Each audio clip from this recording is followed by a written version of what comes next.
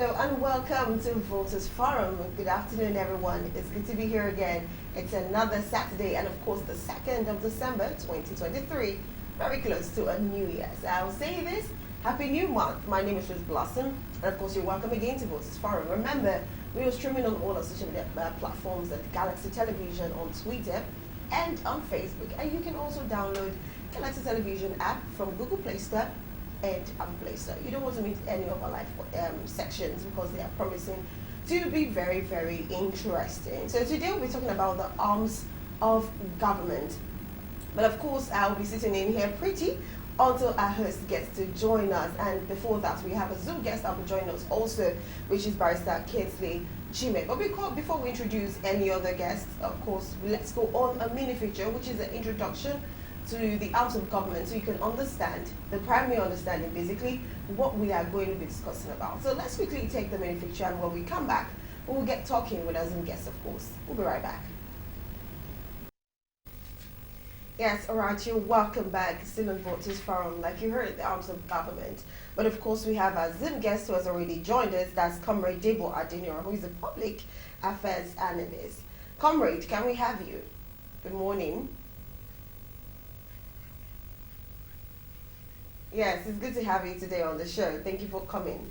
Okay, the first thing is, obviously, we know the arms of government, but for the viewers' purpose, can you, in simple terms, basically, so that we can understand, can you explain in detail what the arm of government actually truly means? Well, thank you very much. Like it has been said in your prologue, there are basic three arms of government: the executive, the judiciary, and the legislature.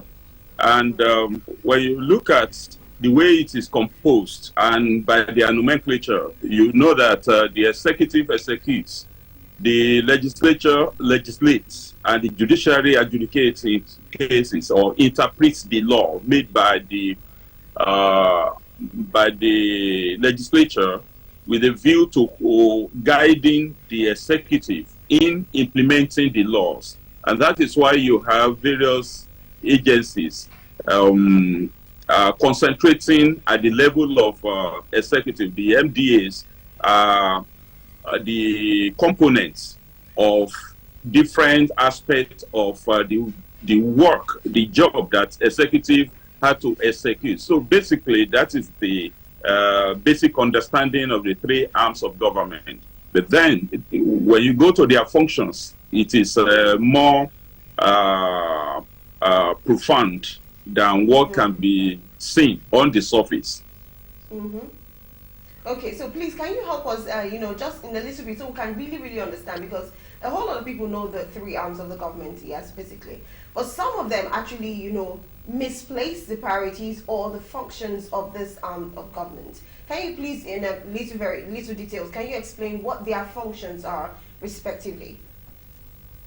Yeah, thank you very much. First and foremost, the executive prepares budgets for to carry out the functions of government at various levels, and that is why they are seen as being the most powerful. When they prepare the budget, they have to give consideration to different aspects of projects and activities that each arms of government is expected to execute.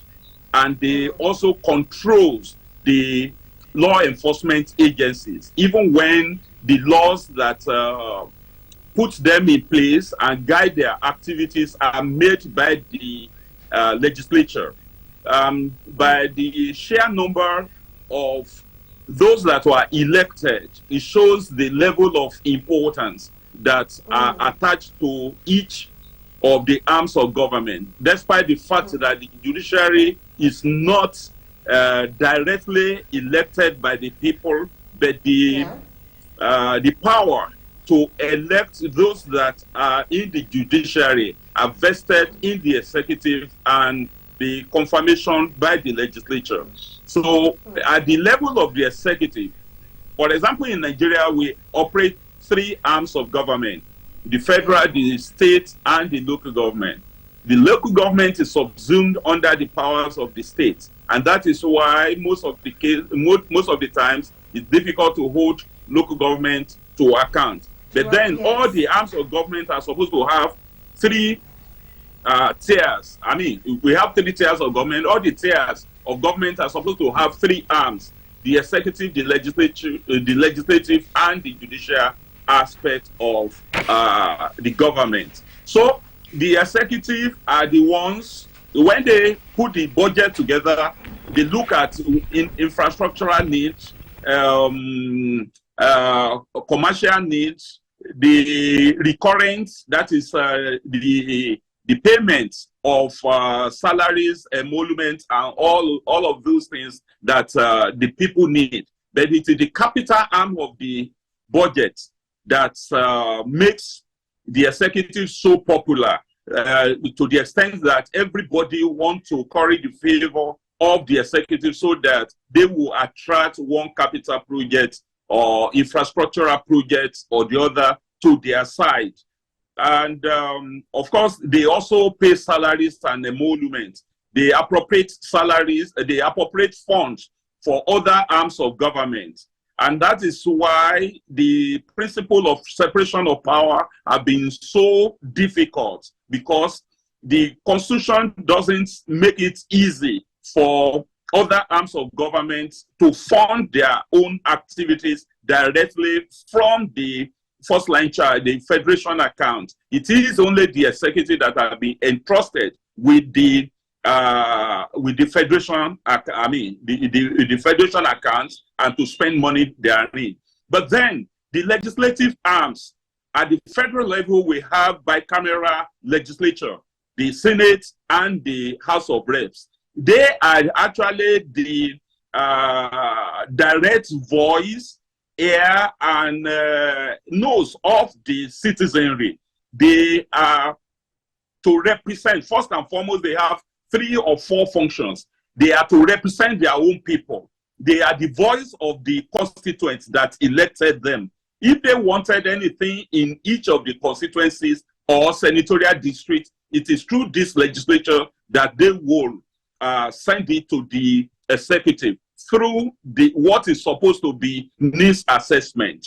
Now, they are also the voice of the people. For example, if they are lacking in certain things or some infrastructural decay is noticeable in any of these constituencies, it is the legislative representation, the senator or the House of Rep member, that will carry that concern to the executive with a view to getting the executive to fund the amendment or maybe construction or whatever they want to do to ensure that the infrastructure or the project actually serve the needs of the people.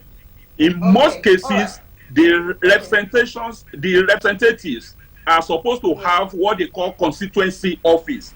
It is within these constituency offices that they are supposed to meet their constituents, the citizens who elected them from time to time, so that they will have, they will feel the pulse of the people, and they will carry the concerns from the people to government, I mean to the federal government, and return same.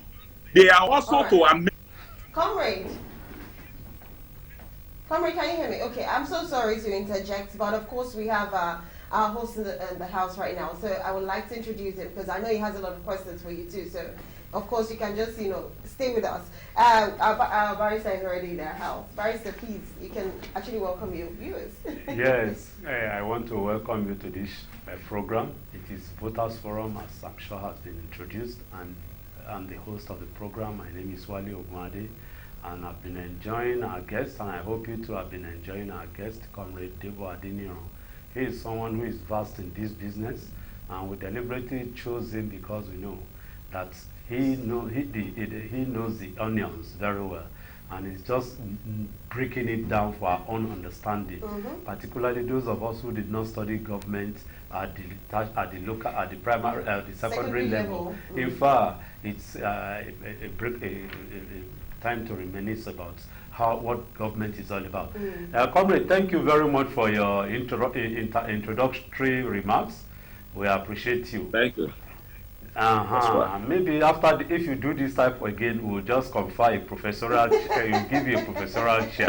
You'll become a professor of government and governmental affairs. That's interesting. So taking it from there. Thank you. I guess you Yes, discussed so much. Then just elaborate before we leave the legislature. Elaborate for us the functions of the the constituency office. What is that? What is the constituency office all about for members of the National Assembly and even the state houses of assembly? Thank you very much. I was on that. That look, the constituency office is supposed to be funded by the legislative arm, okay, and each member, either the Senate or House of Rep member, is supposed to be allocated some funds with which they will either construct or rent an apartment, wherein they will use as a meeting point between them and their constituents, because they were elected to carry out certain functions in the legislative house. And those functions are supposed to be guided by the same people who elected them.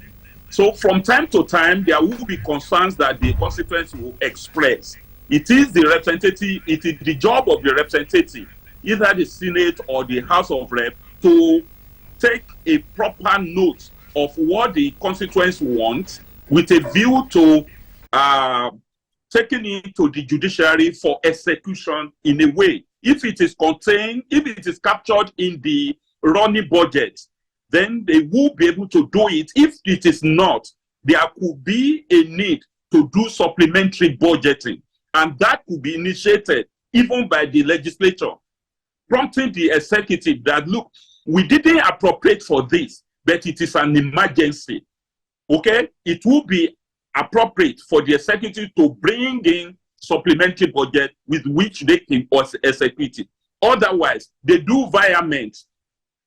The executive cannot do virement, that is taking funds that have been previously allocated for one project to fund another project that is more pressing, that is more important to the constituents. So the constituency office is the meeting point where the legislative representation will give sense of belonging to the constituents. It will listen to them.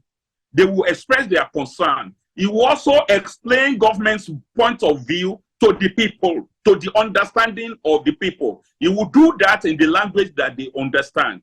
Even if it takes in doing video clips or IEC material education, information and communication materials. It can be in form of handbills, it can be in form of pamphlets, where it will explain what government is doing at the federal level or at the state level, depending on what, because the state executive, the state legislature also are supposed to have their constituency office in their constituency, where they will also do the same thing that the federal constituents, the federal legislature are also doing.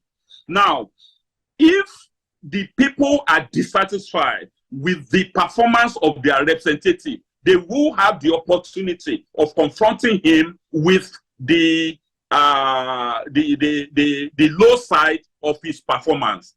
And he will have that opportunity to explain to them. If he's able to convince them, the constituents will continue to cooperate with him, and they can keep on electing and re-electing him for as many times as he wishes to go. But then if he's not doing well, the constituents will also hold a meeting outside the constituency office. Once meetings begin to hold outside the constituency office, it means that some trouble is brewing for the representative, and he had all the opportunity. That gives him all the opportunity to amend his ways before they begin the process of recall, because the constituents also have the power to recall their representative if he's not representing them well. So That is the basic function of the constituency office. It is not meant to distribute legates to party faithful or those that are supporting the legislator. It is not meant for that. It is not meant to distribute money. It is not meant to distribute things, that could turn out to be a bribe to the voters, maybe during elections. That is misuse of constituency office, and that is also misuse of the allocation that has been made to that legislator for the purpose of meeting the constituents regularly. And another role that the constituency office is supposed to play is to be a base for needs assessment, where forms, questionnaires or whatever they call it, will be prepared and distributed to constituents, various sections of the constituency, so that you will be able to aggregate their needs. Then at the end of the day, you will see which one is common. Of course, they will do statistical analysis of the responses, and that is what is expected to be passed to the relevant MDA with a view to getting them, putting it into their own budgetary requirement. So that is the basic need, the use of the constituency office. Constituency office. Yes. Thank you. Please, can you see me? Can you see me? Comrade, can you see me? No, I can't see you. No, obviously. Your system is not functioning that way. I can only see myself. You didn't allow me to see you. That's strange. I was thinking you can see us because along the line we have to communicate. Yes. Like now, my co-host has been trying to get some information. I can't see you at all. I'm only seeing myself on your screen. We'll work on that. We'll work on that one. But be that as it may, definitely there must be a way so that we'll work on it. And again, if there's a way we have to interact between, there must be a way so that it's not as if this is a dialogue, not a monologue, comrade. Yeah. But again, it's not your fault. We'll work on that one. We'll work on that one. Don't worry. You should adjust your machine, yes. Yes, thank you very much for that. I would like to ask a question. You have been saying a whole lot about constituency office. Yes, of course. We have been saying a whole lot about that. Now, my problem is most of the times in Nigeria, when it comes to constituency office, we actually do not have that. You said something, the people put you there, they placed you there, they gave you that power, and they expect you to always relate it, at the higher powers. Now, but the problem is when we don't see these offices so that we can relate to you and tell you our problems, when it's difficult for us to get to you, when you have too many protocols for us to get to you, which is a problem. Now, a lot of people don't have the offices. I want to ask, is that supposed to be normal? And if it's not normal, is there anything we can do about it as Nigeria as a whole? Is there anything we can do about it so that every person can have their constituency office and be present? Some of them have it, but they are never in the office, so that we can reach to them. Is there anything that we can do about that to caution them, to make them accountable, for their absence and their presence? But before we do that, before you respond to that question, I want us to go on a very short break. But after the break, when we come back, of course, you. Yes, welcome back. It has been an interesting discussion with Comrade Debo Adeniran. He's been educating us. In fact, for me, he's refreshing my memory for my political science. I guess that's political science 3 of, not 4. Let's give it 302 or 202, political science class. And I said, maybe if he does this again, if he does the mistake of teaching us like this the second time, what do we say? We'll give him a professorial chair. So, comrade, well done. Really appreciate you. We've been discussing with the producer in the studio. So, fire on. You remember the question my co-host asked. So, please give us the answer.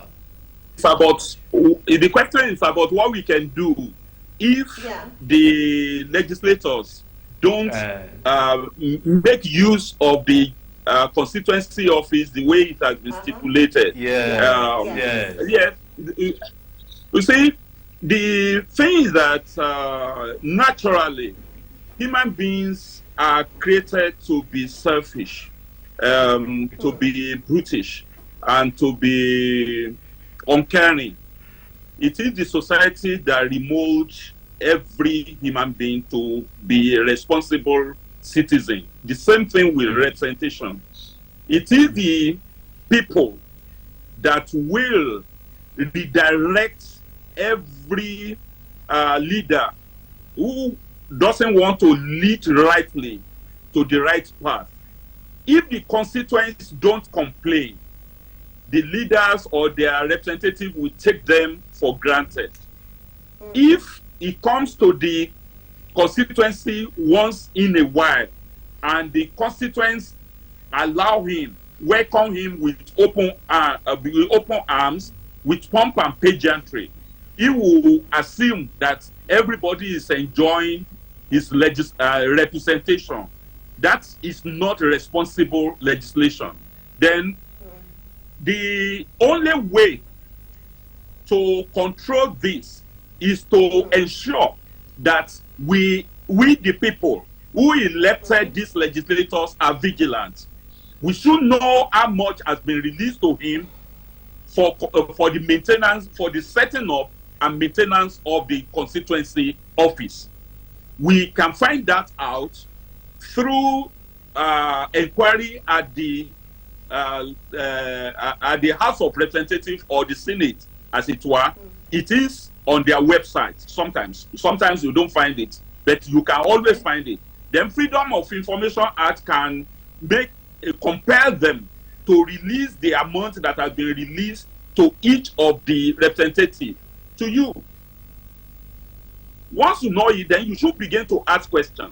Then there are some of these legislators who don't even go to their constituencies at all after election. Yes. As a matter of fact, some people don't live, some of the so-called representatives don't live within the council. They don't have any property. Their parents are not even in that constituency. Exactly. Those people ought not to have been voted for in the first place. But if a mistake has been done in voting for such a person, then the constituent should insist that they should acquire a property within the constituency and ensure that they meet regularly there. Then a writ will be taken against them because it is an officially allocated fund from the legislature. Okay? And if they are not using it well, and there is evidence that they don't have constituency office or they are absentee representation, representative, then they should do a petition first to the House of Reps for the legislature that they represent. If it is at the state House of Assembly, even if at local government, we have councillors representing different wards in the local government. They also should have a replica of constituency office where they meet the constituency regularly. The same thing with the state. Members of House of Assembly should also have their constituency office within their constituency, where they will also meet with those who elected them. And if the people are vigilant enough, they should know when it comes to the constituency, for whatever reason. Sometimes it's for oversight functions, which sometimes is compulsory for them because it belongs to a committee of the House or a committee of the legislature. So anytime they see him within the constituency, they should ensure that they raise questions. They should show him that they are dissatisfied with the way he's been representing them. That he has not been giving them responsible representation. So if they did that and it doesn't budge, it doesn't change, then they should take their protest letter, a petition, to the legislature. Then they can now pick up a writ. They can file a suit against him in court that he is an absentee representative. That will bring him to the public opprobrium, so that at the end of the day, he will not get to the legislature to pretend that he's representing his constituency, because he never hear from his constituency before he comes to the legislative house to make mouth. Whatever he presents at the legislative house should be as directed by his By constituents. the people. If he Yes. cannot show, then that is another area where the legislature have to do self-cleansing, internal control mechanism, so that they will ask, what are the evidence that you actually met with your constituents before you came to the legislature to claim that you are representing them? There must be a register of their presence in their constituencies. There must be a register of those who attended meetings with him. There must be a verifiable evidence that he actually had meeting with the constituents, the constituents in his constituency. And they have minutes of meeting and resolutions at the end of the day that informs his own presentation in the open house, that is at the legislature, at the plenary, in the legislature. So if this is done, then each member will know that they are accountable to the people, to the citizens, to the voters who brought them to the office, gave them the instrument of representation. Mandate. Are you? Yes. So you gave them the mandate that they are wielding in the legislative house. Then, if the judiciary, if the legislature, the leaders of the legislative house are not cooperating because they may want to protect one of their own because most of them are behaving in the same way, they should also apply to the executive that, look, they should reduce, they should begin to, because we talk about principles of checks and balances, the way to check the misbehavior of the legislature will be not to release the amount that is due to them until they have retired the earlier one and prove that they spent it according to laid down plans. Yes. Yeah. Yes. Then, comrade. Then it may yes. Comrade, you are born again now. You are born again. You are born again. You are. You are born again. You can hear me very well. That's good. I'm still going there because if these processes fail, it will lead to confrontation. Yeah. Then they will not allow him to return to the constituency again. If he's coming, they should have their ears on the ground. As soon as he approaches the constituency, they should form a barricade. They should ostracize him because he's a bad representative. And now come to your area, the Aluta thing. They should do Aluta for that him. Is the way to go. Otherwise, those people we elected with our ballots, those we entrust our mandate to, we continue to take us for granted. They will not be accountable to us, and they will be they will be riding, on us, and what can we do? What the only power in our hand is the power of collectivism, the power of unity. A people united cannot be defeated, and the people are more in number than their elected representatives. So if they are united and they believe that they have to salvage themselves from the misrepresentation by the person they have mistakenly voted to power, then they should unite again to remove him. Even mere commencement of recall process by collecting signatories of the voters is enough to send a signal to him that he had to buckle up or ship out voluntarily. So once all of these things are happening, it will be deterrent to other legislators to ensure that they consult with their representatives, with their constituents, before they claim they represent them. And that is why I was saying that for every budget cycle, the executives must insist on having evidence of needs assessment. That is the study of what the majority of people in those constituencies needs before they bring it to the relevant MDA for input into the appropriation bill. Otherwise, they will also thinking, they will be inspired to think that they can do whatever they like, and the people are not ready to ask for accountability, and whether there is development or not, as long as they have personal development, communal development will not mean anything to them.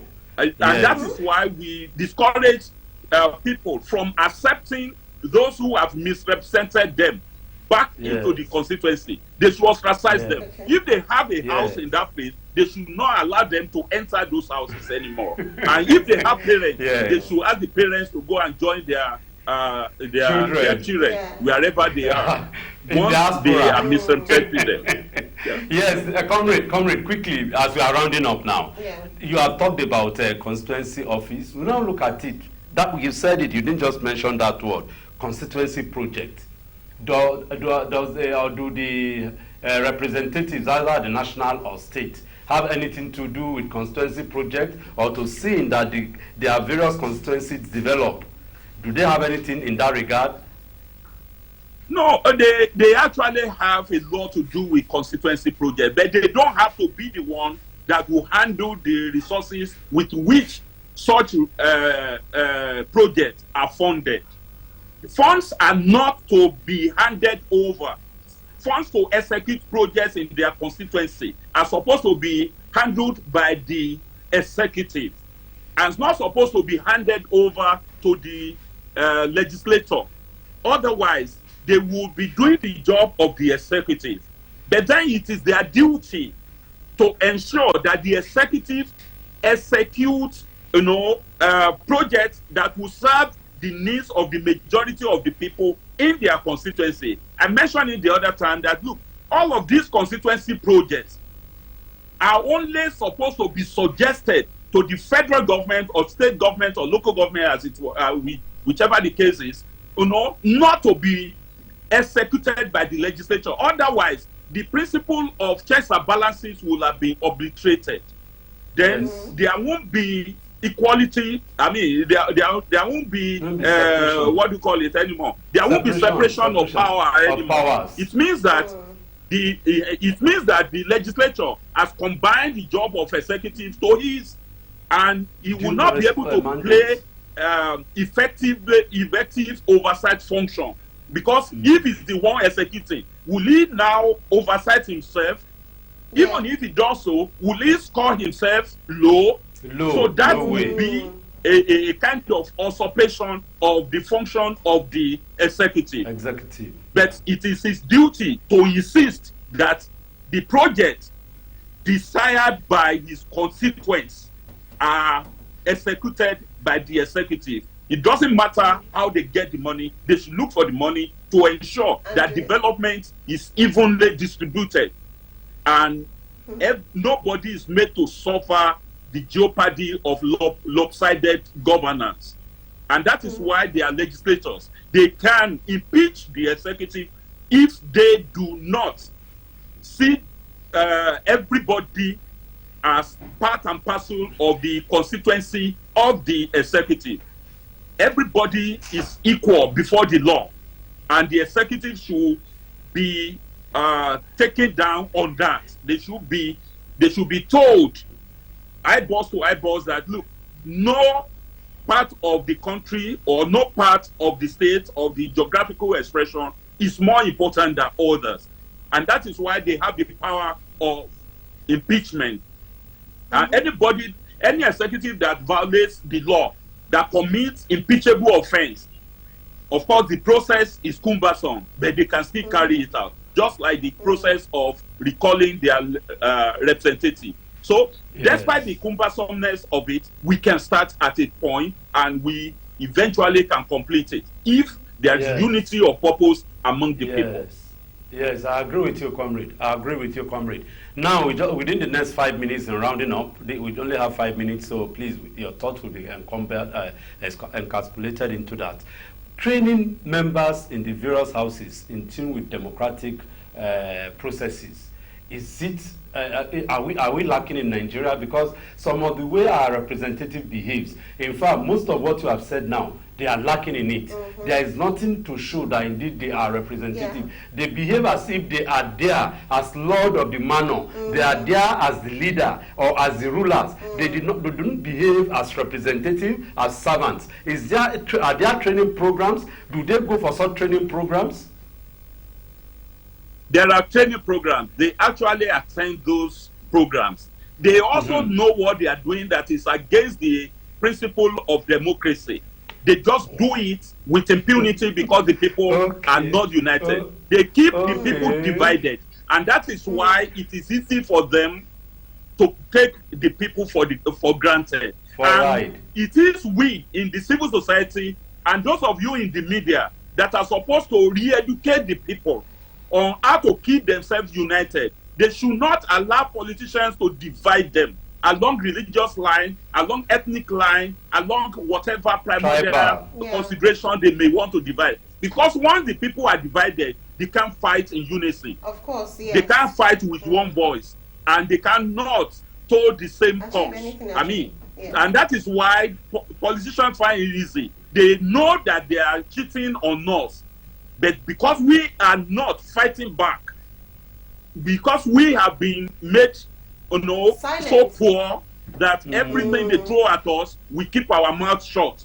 That is the reason why they are doing what they are doing with impunity. But we can change the paradigm. Narrative. Once we change the paradigm and decide that no misrepresentative is allowed into our constituency, that they stand ostracized, then they will know that whatever happens, home is home. They must return to their home. Because the people will not accept them back if they do not represent them well. So it is what has been going on in various levels of government. Even the judiciary can also be sanitized through the same process. But then because judiciary, members of the judiciary are not directly elected by the people, but then they can make their voice known through protest, through picketing, through petition, through letter writing, because that's what can only control the system in the face of coalition of three arms against the people that put them in position of power. Our mandate is being mismanaged. If our mandate is being mismanaged, then it is our duty to strike back at them. That look, we can always chase you out. We chase military government out. We can deal with the civilian government if they are misusing our mandate. Yes, the great professor. Well. Yes, fabulously well. I must say, he said it just the way in fact, you made it even more very interesting for people to even listen. Because at the point I just kept listening. Just there's no need to ask questions because even before the questions are coming, you're answering. Yeah, he's giving the answers already. So you know why we should make him a professor. So it's just amazing, Comrade Debo. Thank you so very, very, very much for that information and education. It is my pleasure. Anytime. We are together. Yes, it's fabulous, and I'm very sure. Except that I can't see your beautiful handsome. You see, maybe we'll drag you to the studio. But as we are going, as we are closing up, the way since you have given us the teaser, most of us are even just salivating. We've not done it before the time is gone. Maybe next week we'll continue. We'll look at the legislature. We'll look at the executive, and of course, if need be, the judiciary. Maybe to complete our terms of government. Yes. So we may have to call you next week. Yes. God helping us, we hope that no problem. Give us time to do that one. So be that as it may. Okay, so all right. So anyways, thank you very much, Comrade Debo Adeniro, for joining us. It's been amazing. And of course, you can always go back to the video to actually see how fabulous, you did. It was amazing. We were well educated when it came to, this information. To be honest, I was always concerned about the Constitution Office, whereby you see some persons are not from that area, but yet they are the one in power, and then we take the power outside, outside the constituency. Fabulous education, I must say. Thank you so much. At this point, I'll say thank you, my viewers, for joining us. It's been an amazing one with you guys too. I hope you learned something from today's program. Until next week, where we'll be giving you more interesting topics and, of course, more interesting information. My name is Rose Blossom.